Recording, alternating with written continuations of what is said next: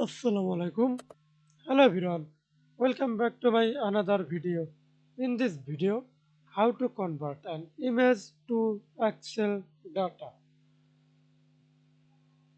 I already viewed this image and go to search bar, type snipping, snipping tool. Then click here, new,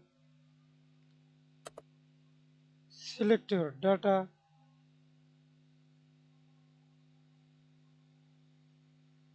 Okay.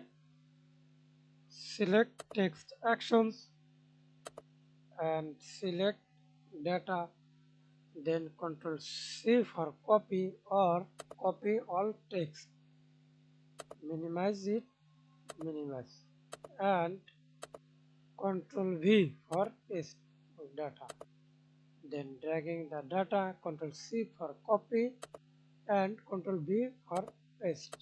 Okay, then Ctrl remove this, delete. Okay,